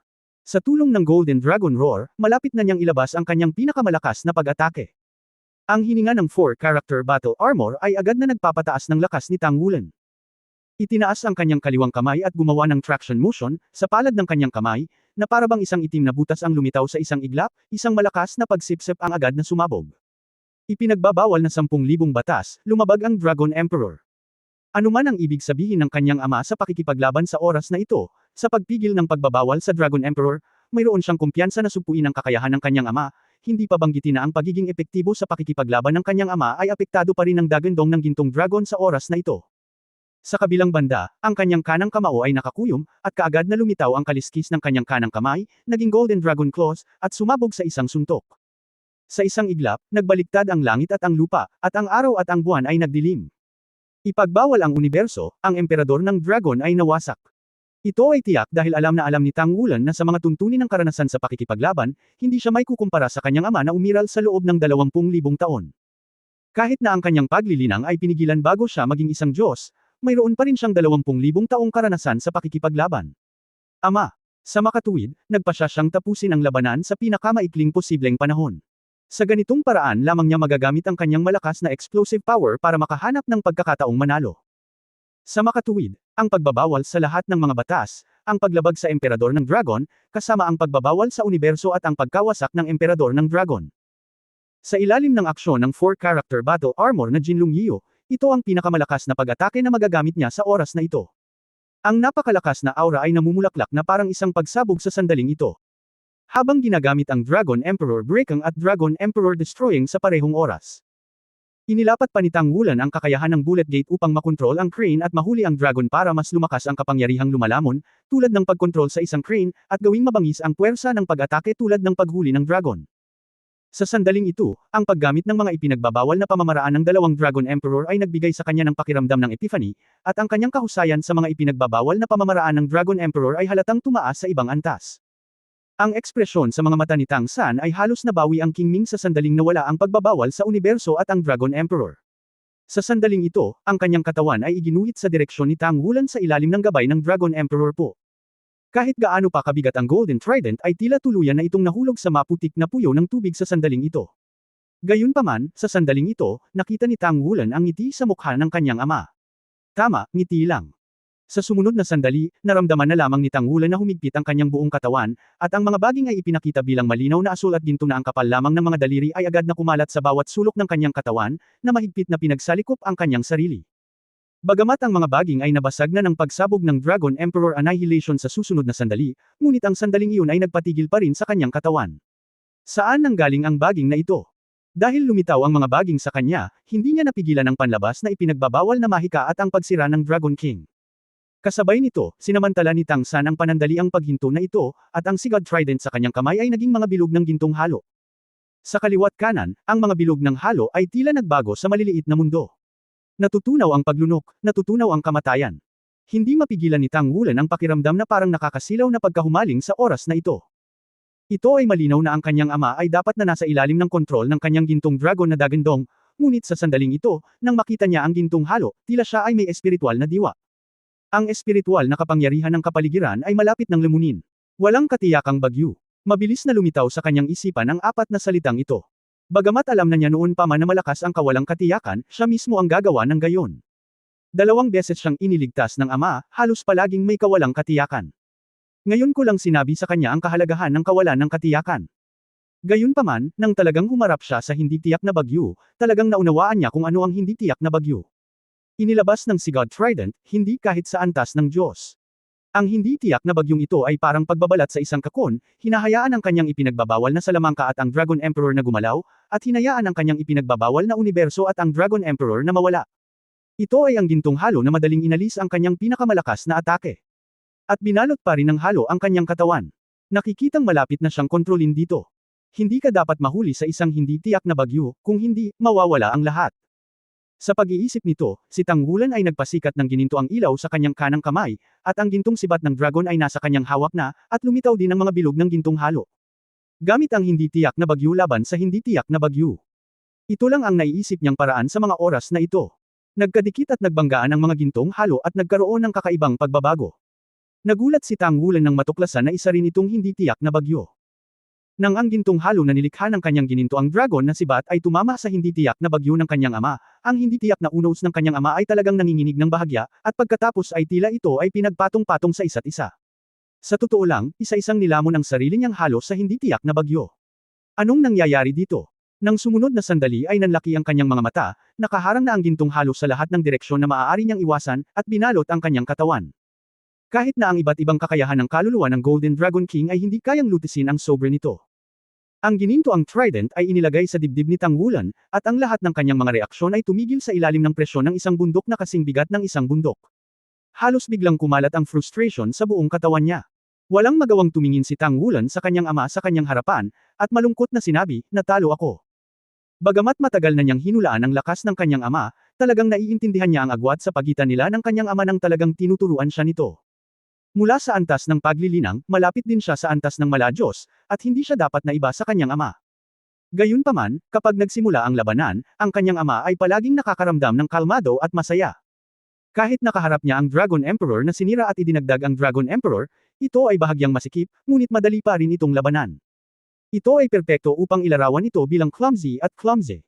Ang mga asol na pilak na Emperor Vines na biglang tumubo mula sa kanya, at ang hindi tiyak na bagyo na lumalaganap sa tamang panahon, ang lahat ay tila matagal nang naplano. Tila laro lang ng chess ang laban na ito, at ang ama ay puno na ng mga piraso ng chess sa chessboard. Pagkatapos ng ganitong uri ng labanan, naramdaman ni Tanggulan na ang lahat ay nasa kontrol ng kabilang partido sa unang pagkakataon. Sa kanyang pangunawa, ito ay ganap na naiiba sa antas. Tiningnan ni Tangsan ang kanyang bigong anak, binawi ang Sigad Trident, bahagyang ngumiti, at ang hindi tiyak na kontrol ng bagyo sa katawan ni Tanggulan ay nawala din. Tumingin si Tanggulan sa kanyang ama at magsasalita na sana, ngunit sinabi na ni Tangsan, "Halika muli. Halika ulit." Nagulat si Tanggulan. Naisip niya na pagkatapos matalo sa kanyang ama, ang ikawalong pagsubok ng kanyang Sigad ay aabandonahin. Ngunit ngayon tila hindi ito ang kaso. Kung gaano siya katalino, napagtanto niya kaagad ang isang bagay. Ang ikawalong pagsubok na ito ng Sigad ay malinaw na isang pagkakataon para ituro siya ng kanyang ama. Katulad noong iniwan ng kanyang ama si Tang sa kanyang espiritual na mundo, ngayon si Tang ay naging kanyang kalaban, isang kalaban na tumutulong sa kanya na umunlad sa pamamagitan ng aktwal na labanan. Okay. Masiglang tumanggaw si Tanggulan, huminga ng malalim, at pinakalma ang kanyang kalooban. Nakatingin sa kanyang ama na may nakakapasong mga mata, sa sumunod na sandali, muli niyang inatake ang kanyang ama. Ang Golden Dragon Spear ay nag-transform sa libu-libong mga spear lights, na tumatakip sa katawan ni Tangsan, at ang bloodline ng Golden Dragon King ay muling bumangon, kumikinang sa maapoy na init. Ang layunin ng Sibat ay malaganap, at agad siyang pumasok sa kaharian ng Diyos ng Sibat.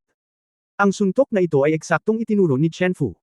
Ang pagtukoy ni Chenfu sa Spear God Realm ay higit pa pagkatapos ng spiritual level cultivation ay umabot sa God Original Realm.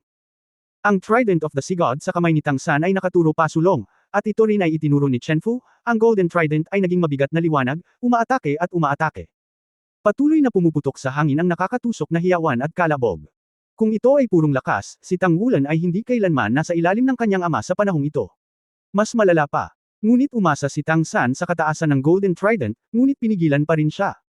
Ngunit sa oras na ito, pagkatapos ng nakaraang banggaan, ganap na nakapasok si Tanggulan sa fighting state. Ang Golden Dragon Spear sa kanyang kamay ay patuloy na inaayos, na gumagawa ng maliit na panginginig. Ngayon lang ay malinaw na sinabi sa kanya ng banggaan na walang silbi ang paggamit ng pinakamalakas na pag-atake para harapin ang isang malakas na lalaki tulad ng kanyang ama. Ang kailangan niya ay maghanap ng mas magandang pagkakataon at unti-unting supulan ang kanyang ama. Bagamat ang hindi tiyak na bagyo ay pinipigilan sa kanyang puso na parang bundok, naniniwala si Tanggulan na kung gusto niyang magkaroon ng mas malalim na pag-unawa sa hindi tiyak na bagyo, kailangan muna niyang magkaroon ng mas malinaw na pang-unawa sa kanyang ama at ang pagsasama-sama ng lahat ng kanyang kakayahan. Hilera. Ang bilis ng Golden Dragon Spear ay tila bumagal, ngunit sa katunayan, sa proseso ng pagbagal, ang bawat shot ni Tangwulan ay parang antelope na nakasabit na mga sungay, na laging lumilitaw sa pinaka-hindi komportable na lugar ng Tangsan. Ang Tangsan sa sandaling ito ay parang isang matayog na bundok, saan man nanggaling ang pag-atake, malinaw niyang malalabanan ito. Halos walang mga bahid. At ang pag-atake ni Tangwulan ay parang isang serye ng mga kulog sa kalangitan na bumabagsak mula sa kalangitan, sinusubukang mag-iwan ng mga bakas sa matayog na tuktok ng bundok na ito. Ang ganitong banggaan ay tiyak na masasabing napakatalino.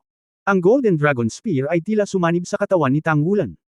Golden Dragon Body, Golden Dragon Roar, Golden Dragon Overlord Body. Naghihintay para sa kakayahang makihalubilo sa kanyang sariling mga kakayahan sa kaluluwa, patuloy na nagpapalabas ng isang malakas at walang katulad na opens iba, walang katapusang, at sunod-sunod na alon. At si Tang San ay tumayo roon at hinayaan siyang umatake. Ang labanan sa pagitan ng mag-ama ay malabo, ang dagandong ng mga dragon ay umuungal, at ang tunog ng tsunami ay nanginginig. Para sa isang oras, ang lahat ng bagay sa paligid nito ay tila wala na sa kanilang saklaw ng pag-iisip. Laban lang. Sa malawak na kalawakan ng dagat, makapal na sakop ang malalaking barko. Ang Poseidon Corps, ang Eastern Navy Regiment, at ang Northern Navy Regiment, bilang ang tatlong pinakamakapangyarihang fleets ng Daoluo Federation, ay naglagay ng isang linya ng depensa na parang lambat ng langit at lupa sa Arctic Ocean na ito. Lahat ng uri ng detection soul guide ay napupunta ng malalim sa ilalim ng dagat, kahit na may dumaan na maliit na isda o hipon, lalabas ito sa probe. Ang mga detector ng enerhiya na sumusuri sa malalim na dagat ay umabot pa sa pinakamataas na katumpakan na kasalukuyang naaabot ng Federation. Ang punong barko ng Poseidon Legion, ang Poseidon Mothership, ay dahan-daang naglalayag. Sa hukbong ito ng maraming barko, ito ay parang isang emperador, na nagpapatrolya sa mga sakop nito. Ang makapaglingkod sa Poseidon Mothership, kahit isang ordinaryong sundalo lang, ay magiging puno ng superiority.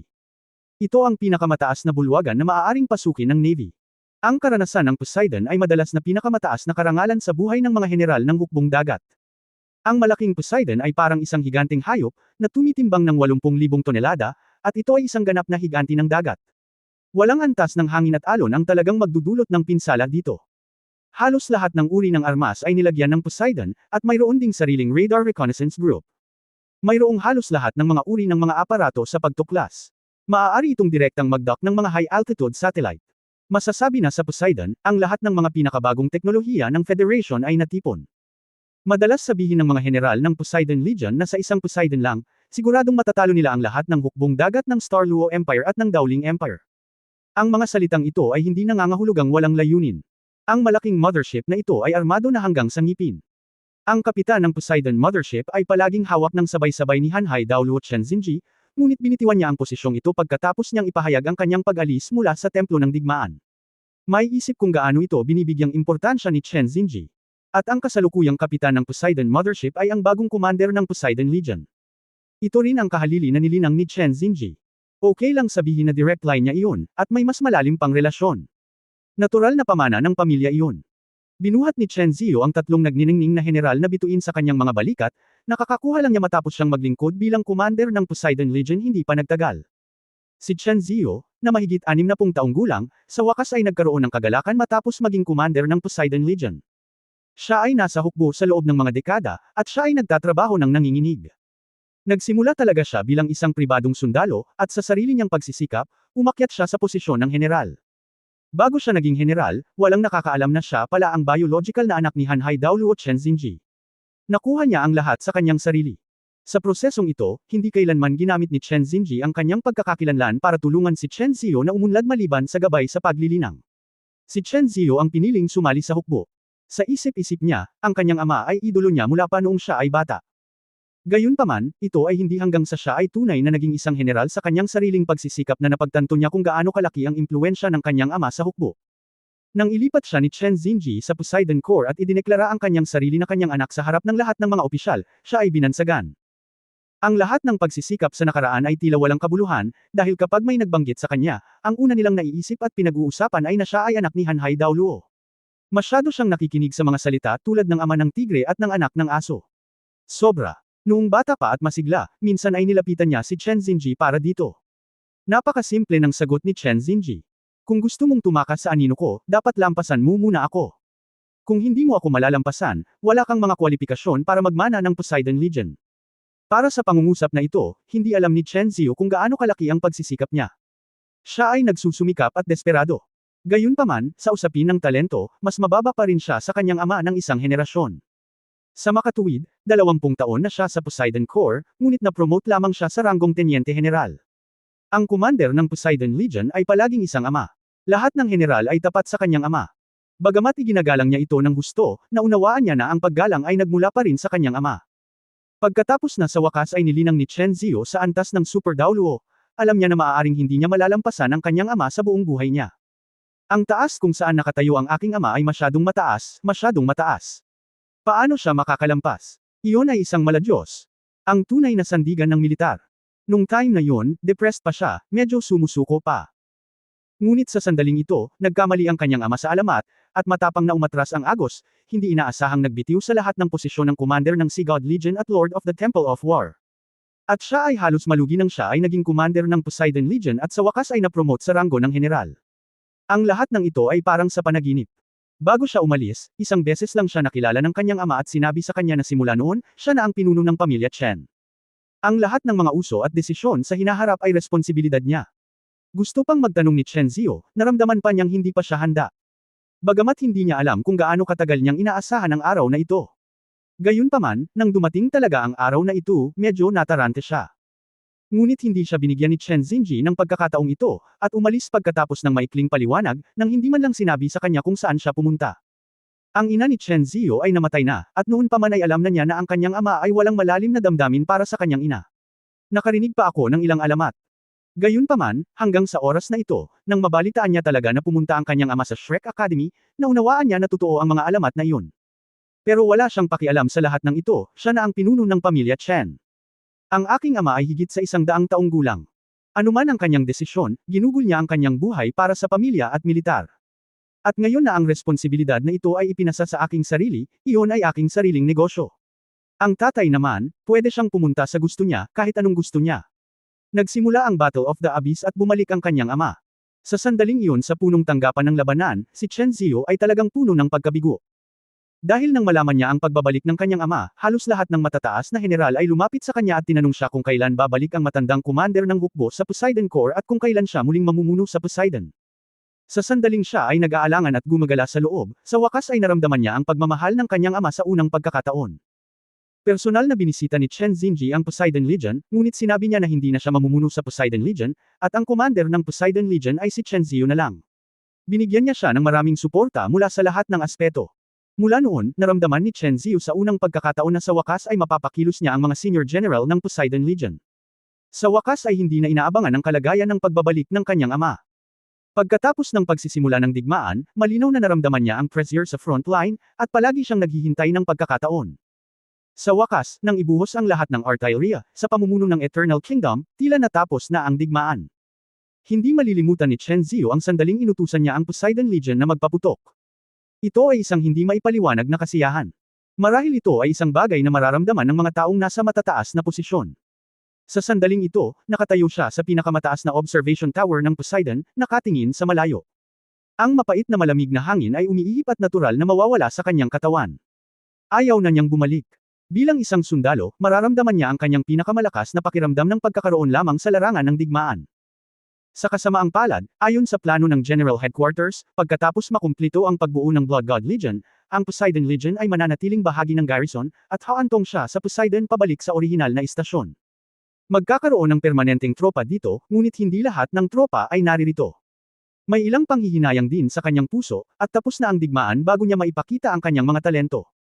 Hindi man siya mahilig sa digmaan, talagang umaasa siyang mapatunayan niya ang kanyang sarili sa pamamagitan ng digmaan. Nang bumalik ang kanyang tingin, bumangon si Chen Zio at nahulog sa tulay. Gusto niya ang pakiramdam na tumingin sa dagat, ngunit oras na para sa tanghalian. Unti-unting bumagsak ang figure, at sa ilalim ng kontrol ng kapangyarihan ng kanyang kaluluwa, tila dinadala ng hangin sa paligid ang kanyang kapareha, na humahantong sa kanya na bumagsak ng dahan-dahan. Sa sandaling ito, bigla, naramdaman ni Chen Zio na ang Poseidon sa ibaba ay tila umindayog. Natigilan siya saglit, at ang una niyang naramdaman ay kung ang kanyang espiritu ay nasa kawalan ng ulirat. Ang Poseidon ay tumitimbang ng 80,000 tonelada, paano ito uugoy? Lalo na ngayon ay ganap na maaraw at maaraw. Ngunit sa susunod na sandali, ang malupit na alarma ay tumunog sa buong Poseidon Mothership. Pag-atake ng kalaban. Ang mga mata ni Chen Zio ay naging matalas sa isang iglap, at ang hugis ng nahulog na figure ay tumaas muli. Mabilis niyang pinatay ang kanyang military communicator at sinabing, ito si Chen Zio, nag-uulat ng sitwasyon. Mayroon bang anumang natuklasan na nagpapataas ng alarma? Nag-uulat na commander ng Legion, nag-uulat ng commander ng Legion. Bigla kaming nakatagpo ng epekto ng hindi kilalang agos ng karagatan. Kasabay nito, natuklasan namin na isang malaking nilalang sa hilaga ang papalapit sa amin sa napakabilis na bilis. Nagulat si Chen Zio, ngunit agad siyang nagutos, ipadala ang utos na pumasok sa unang antas ng paghahanda sa labanan. Ipaalam sa North Navy Regiment at Eastern Navy Regiment. May pag-atake ng kaaway. Habang nagsasalita, tumalikod na siya at lumipad patungo sa command center ng Poseidon. Alam niya na maaaring magkaroon ng gulo. Nang siya ay down to earth at mabilis na naglalakad patungo sa punong tanggapan, ang Poseidon mothership ay muling yumanig. Biglang nahirapang tingnan ang mukha ni Chen Zio. Siya ay nasa Poseidon sa loob ng maraming taon, at pamilyar siya sa lahat ng data sa Poseidon. Ang Poseidon na gustong tumama ay umindayog, at ang mga agos ng karagatan ay talagang napakarahas. At kung ito ay sanhi ng mga nilalang, kung gayon, anong uri ng makapangyarihang pag-iral ang kakaharapin ng mga nilalang? End of this chapter.